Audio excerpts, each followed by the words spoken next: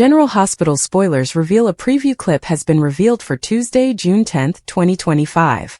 It shows Christina Corinthos Davis putting together a lawsuit plot.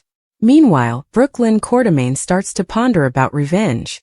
Keep reading and let's discuss about what is coming up in today's episode of the ABC soap drama. Let's begin with Christina, who will have a suggestion for Cody Bell. Christina got the idea after glancing up at the window she fell out of while pregnant. Then Christina spotted Ava Jerome. So Christina presumably wants Cody to accidentally fall out of the window and sue. Over with Brooklyn, she will chat with Tracy Quartermaine. BLQ claims she is going to remind everyone not to come after her. However, Tracy offers Brooklyn a warning. Tracy might urge that BLQ not go after Lulu Spencer since it could make the whole Giovanni Gio Palmieri problem a lot worse. Fans know that BLQ reached out to Marco Rio. So it sounds like BLQ might try to sue Lulu, but Tracy will advise her to knock it off. General Hospital spoilers say that Ava will have a warning for Trina Robinson. In a preview clip, Ava urges Trina be very careful with some man. Is she talking to Drew Kane? Fans will also witness today's episode include Kai apologizing to Portia Robinson. Also, Willow Tate Corinthos keeps testifying in court. The nurse talks about why she felt she had no other alternative but to file for full custody. Willow brought up the Germany visit, but Michael Corinthos told Diane Miller that it never happened. So that might lead to more chaos in court as both parties believe they are telling the truth. So will that nurse from Germany be summoned? That could be an interesting twist, revealing Drew right then and there. Fans might also expect Laura Collins to reconcile with Martin Gray, Michael E. Knight. Plus, Isaiah Gannon gets a hefty offer. I wonder whether this could place the surgeon in a sticky moral issue though. Plus, Lucky Spencer will continue to bid goodbye to his loved ones in Port Charles. The Port Charles sky was bruised with rain clouds as Christina Davis Corinthos paced the floor of her loft, biting at the edge of her thumbnail. Her fingers trembled slightly, though she'd never admit it to anyone. She told herself it was nerves from excitement, not fear. The plan had already been set in motion. There was no turning back now. She looked down at her phone screen still blank. No texts from Molly, no calls from TJ. No one had responded to the bait she'd sent out the day before. A veiled social media post about cutting through red tape to make change happen faster. It hadn't taken a genius to decode that she was speaking about the surrogacy, and she knew the right people would take notice. But what they didn't know was that Christina wasn't interested in waiting around for everyone else's version of control anymore.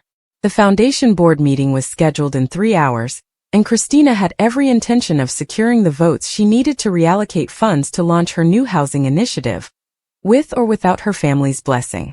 This wasn't just about a program for vulnerable LGBTQ+ youth anymore. It was about carving out space, about showing everyone, including Molly and Alexis, that she had power too, that she didn't need to play small to keep the peace. At the Quartermaine mansion, Brooklyn adjusted the neckline of her designer blazer, staring at her reflection in the mirror with razor-sharp focus. The gala had gone well, too well. Everyone had praised her efforts at revitalizing the Deception brand, claiming she had finally stepped into her own. The problem was the word finally had stuck in her throat like poison, as if she hadn't been struggling for every inch of respect for years, as if her name alone had won her the right to command. But now it wasn't just about business. It was about Lulu Spencer. Or rather, the mere rumor of her return. Ever since whispers started circulating about Lulu's improving condition in the long-term care facility, the buzz around her had grown louder. People were nostalgic, sentimental. Some were even hopeful.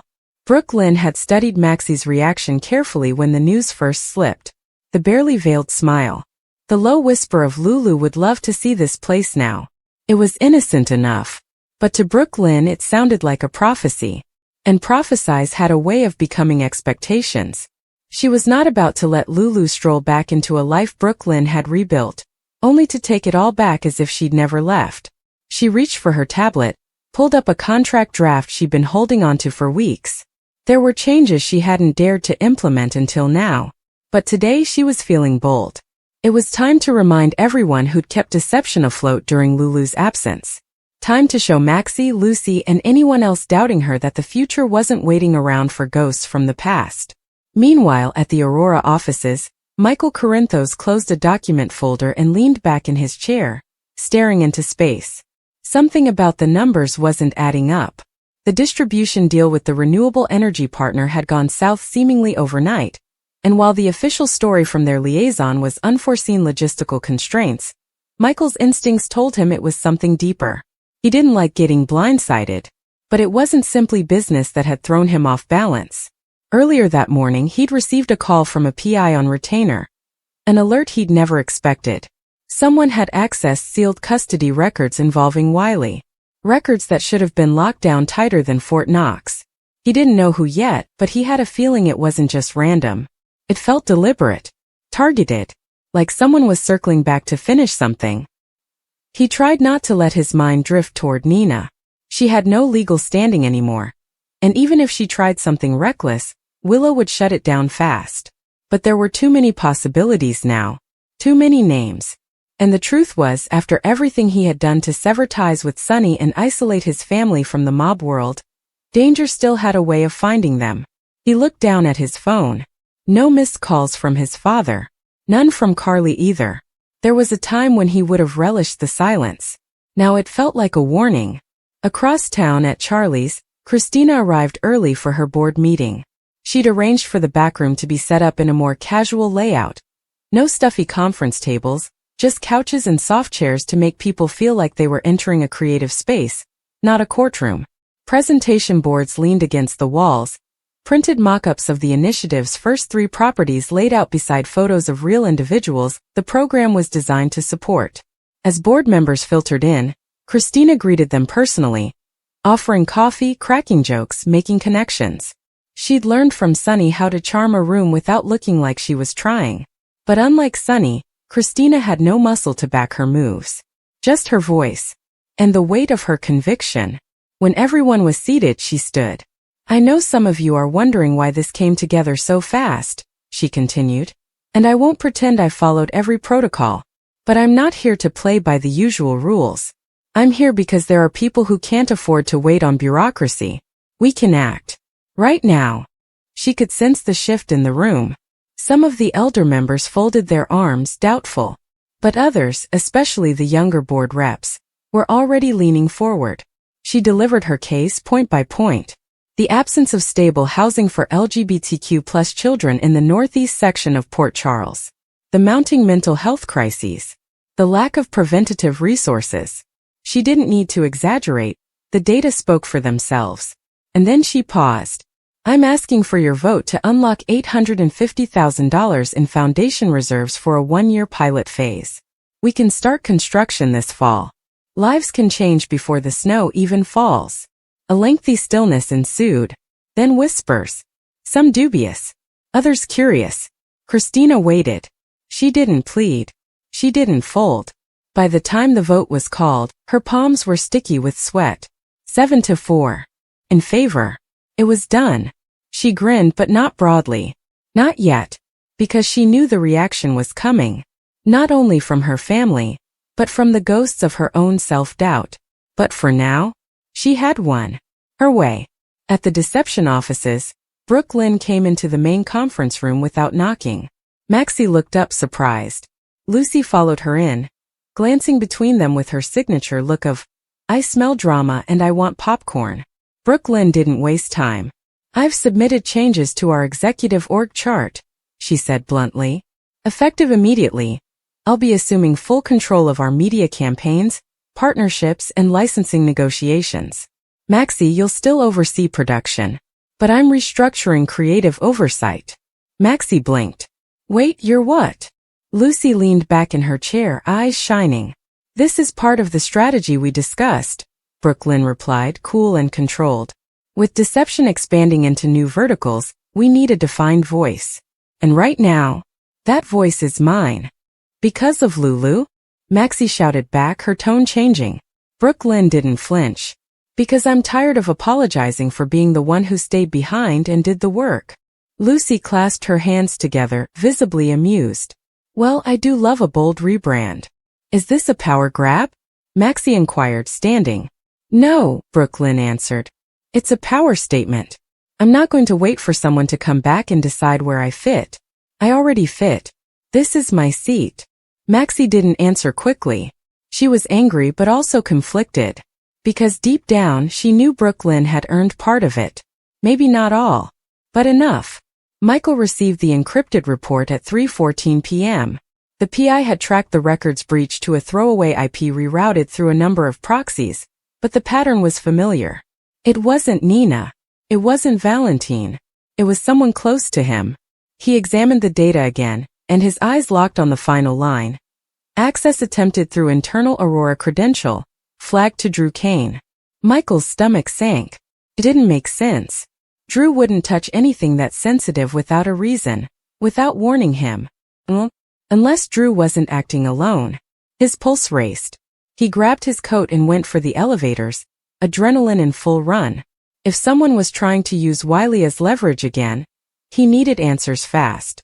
Across town, Christina sat at the bar of Charlie's with a whiskey neat in front of her. She hadn't told anyone yet about the vote passing. Not even Sonny. Part of her wanted to let the news breathe, exist on its own before the chorus of judgment arrived. Molly strolled in not long after, her countenance unreadable. I heard about the vote, she said. Christina turned slightly. Word travels fast. You blindsided Mom.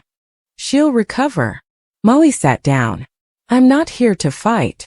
Christina arched an eyebrow. That would be a first. Molly breathed. I'm proud of you. What you did, it's bold. And honestly, it's good work. Christina narrowed her gaze. But. No but, Molly responded. I just wanted to say it before everything else comes crashing in. Christina blinked, caught off guard. For a second, the years of bitterness softened. Michael arrived at Drew's office unannounced. The secretary tried to stall him, but he didn't wait. When he opened the door, Drew was on the phone, looking every bit as blindsided. I'll call you back, Drew responded hastily, hanging up.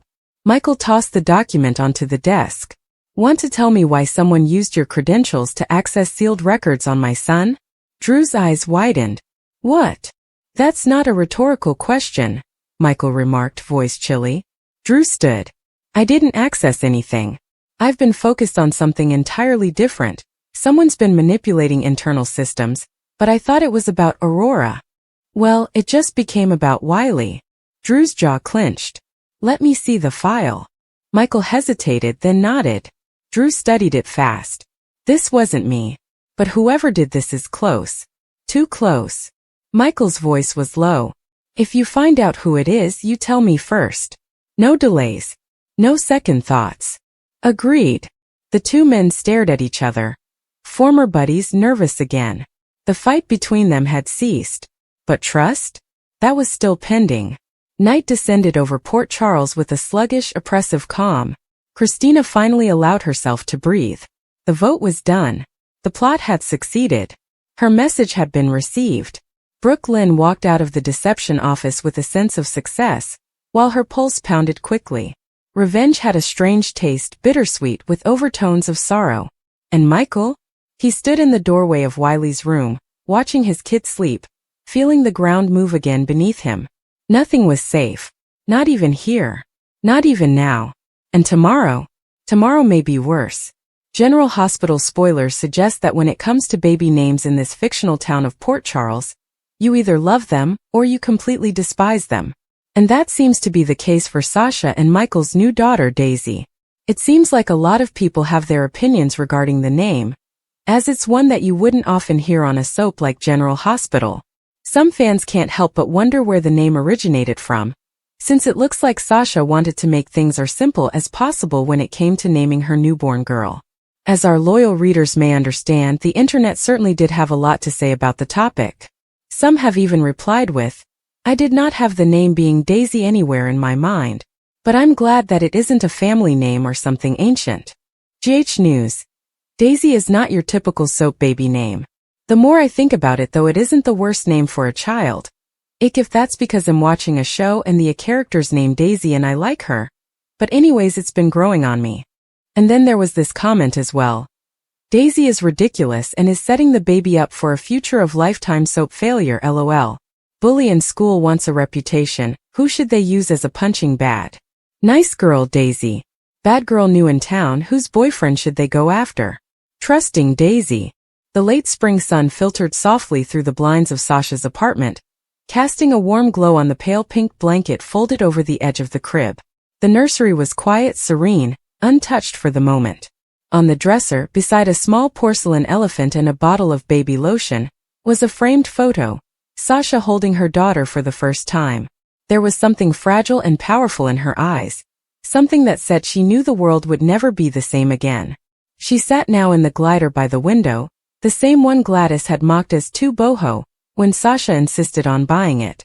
But it had felt right, soft, woven with pale blues and creams. Now, months later, the chair had molded to her body, as if it were made to hold her during the long, quiet nights that followed Daisy's birth. Daisy. The name had startled practically everyone. People expected something more current, edgy. Sasha, after all, had always had a certain urban elegance, a sophisticated sheen that came from her modeling days. They expected something dramatic, something spectacular. But she had picked Daisy.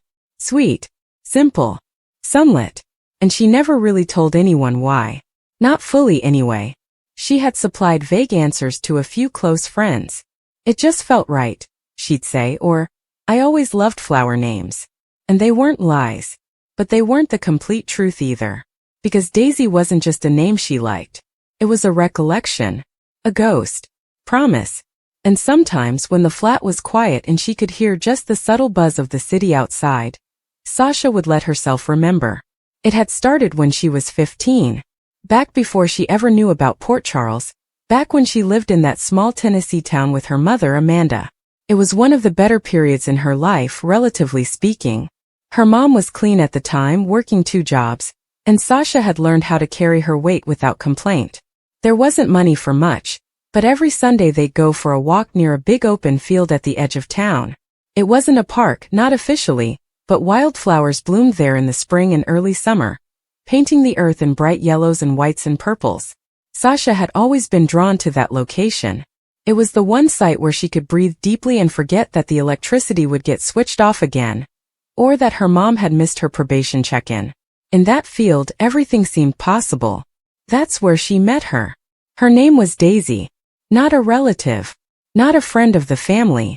She was just a little girl, maybe 7 or 8, playing alone with a tattered stuffed bear that looked like it had been stitched back together more times than it had been whole. Sasha was watching her from a distance at first, unsure if the girl was part of one of the families nearby. But Daisy saw her, ran right over and said, "Wanna play?" There had been something so open, so totally trusting in the little girl's eyes. No fear. No hesitation. And Sasha, who wasn't used to that type of openness from anyone, much less a child, had answered yes. That day grew into a weekly ritual. Every Sunday they'd meet at the field. Daisy would bring the bear, his name was Buttons, and Sasha would bring something from home. A snack, a scarf they could pretend was a cape, a paperback they could flip through even if Daisy couldn't read yet. They would lie in the flowers, inventing stories about fairies and heroes, and Sasha would let herself believe for just an hour or two that the world was as soft and kind as Daisy made it seem. Then one day Daisy didn't show up. Sasha waited. And waited. She went again the next Sunday. Nothing. Eventually she asked around. A woman at the convenience shop near the outskirts of town told her in a quiet voice, almost like a secret. That little girl? Her mama OD'd. She got taken in by the state. They moved her up near Knoxville. And that was all. Sasha never saw Daisy again. She grieved quietly that night. For Daisy, for Buttons, for the stories they hadn't finished. But largely, she cried because the world had reminded her that nothing was permanent. Not even something as precious and fleeting as a wildflower-field relationship. The years went by and Sasha repressed that memory. She had other things to worry about. Survival. Her mom's relapses. Then, ultimately, the weird twist of fate that led her to Port Charles, the phony daughter plot, the heartbreak with Michael, the overdose, Brando. Brando. Her heart tightened. Even now, his name could bring on a wave of anguish so swift and violent it stole her breath. He would have loved Daisy. And he would have comprehended the name. Because during her pregnancy, when she sat in the waiting room at her prenatal appointments or walked slowly through the baby aisle at the store, she kept circling back to that image. The little girl with the bear, laughing in the sun. She had been a symbol of what was good and innocent. even when Sasha's world was falling apart. Daisy had been her first glimpse of joy unspoiled by darkness. That's what Sasha wanted for her daughter. A name that contained light. She hadn't told anyone the full story, not even Willow, who had become one of her closest confidants during that difficult first year. She'd almost told Nina once, back when they were still finding a rhythm as mother and daughter. But it never felt right. Nina wouldn't understand. Not really. That story was too raw, too far removed from cashmere coats and hotel power moves. So when the nurses had asked what to put on the birth certificate, Sasha had muttered, Daisy, her voice shaking, eyes brimming. The nurse had smiled, not pressing. Beautiful name, she'd remarked. Sasha had nodded, cradling her child tight. She's going to grow up knowing where it came from. And she would. One day. Not when she was a baby, not even a toddler, but when she was old enough to understand what it meant to carry a name that came from a single bright memory in a sea of shadows. Sasha would tell her about the field. About buttons. About the way Daisy's laughter sounded like freedom. Port Charles had given Sasha many things. Heartbreak, redemption, love, grief. But naming her daughter had been the one decision she made solely on her own. Not for image. Not for branding. But for healing. Maxie had been the first to ask about it publicly. They were sitting at Kelly's a few weeks after the birth, Daisy asleep in the carrier beside them. So, Daisy? Maxie asked, drinking her tea with arched eyebrows. It's adorable, don't get me wrong. Just unexpected. Sasha had smiled sweetly, stroking a finger over her daughter's cheek. It's from a long time ago, she added. Someone I used to know. Maxie waited, sensing there was more. She was just a kid. We were strangers, really. But she made me believe the world could be good again. Just for a little while. Maxie nodded slowly, her voice softer. That's kind of perfect, actually. The name stuck. Daisy became a darling at daycare. At the hospital, Epiphany used to hum Daisy Bell whenever she encountered Sasha in the halls. Even Sonny, stoic formal Sonny, had softened once when Daisy grasped his pinky with her small fist and cooed. Strong grip, he'd said. She'll be trouble. Now every time someone uttered her name, Sasha felt a spark of something pure. Something unaffected by the controversies and hardships that had followed her. Daisy was her link to hope. And occasionally, when the nights were long and the sadness still whispered through the fractures in her soul, Sasha would sit in the nursery, hold her daughter close, and tell her stories about a field far away. A bear named Buttons. A girl who believed in magic. Not because Daisy needed to grasp it all yet, but because Sasha did. Because expressing it out loud made it real. Made her remember that joy, even fleeting joy, could last. That even if people vanished, Brando, her mother, even Daisy the girl, the moments they gave her might stay. Daisy stirred in her cradle now, letting out a quiet sigh as the afternoon light faded into golden dusk. Sasha crossed the room and lifted her up, cradling her lovingly. I named you for a girl who laughed in the sun, she said into the silky down of her baby's hair. So you'd always remember there's light in this world, even when it feels far away. Daisy blinked sleepily, then cuddled in closer. Joss didn't wait. She dragged Emma into a sprint, running down the south wall toward the emergency chute that led to the rear exit. They were spotted. Shouts rang out. A gunfire boomed behind them, but it went wide. Outside, the sky was dark now, and Jocelyn's automobile was parked 2 streets away. She half-dragged Emma to it, heart thumping, then slammed the car into gear and drove away. They didn't speak for 15 minutes. Only after they reached the safe home did Joss finally breath. It was a concealed garage space off the rear of a building owned by Carly, and used undetected. She guided Emma inside and locked the steel door behind them. Emma sat on the old couch, shaking, draping a blanket over her shoulders. I shouldn't have come back, she said. But I got a message. From someone inside WSB. A whistleblower. They stated I was the only one who could defend the truth. And what truth is that? Joss asked. Emma looked up, her eyes frightened. That the WSB has been funding behavioral experiments on teenagers through psychiatric retreats across Europe.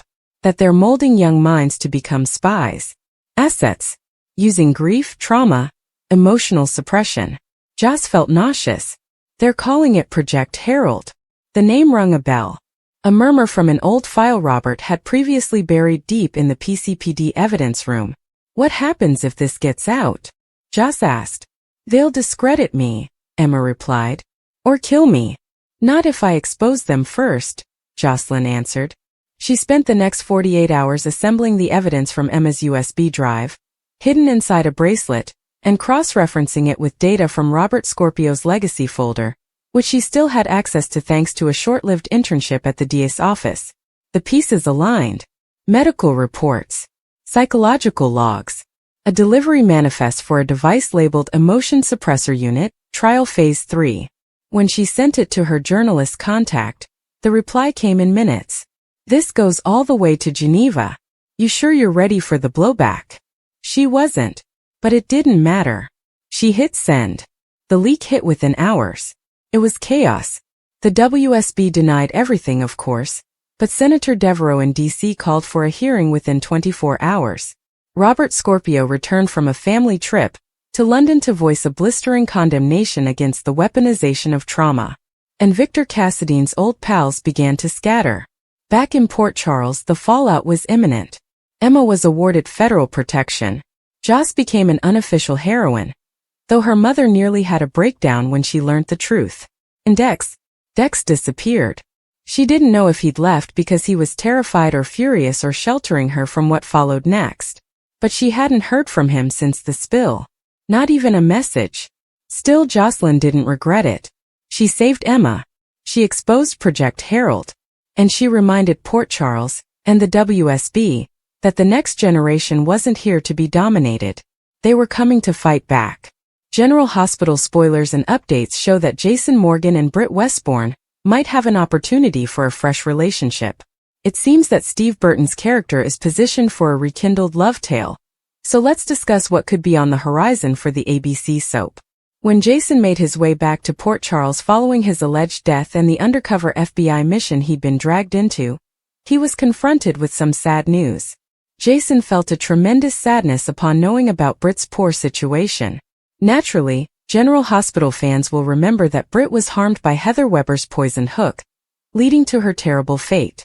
It appeared like Britt was gone to them for good, although in Port Charles, surprising returns are always a possibility.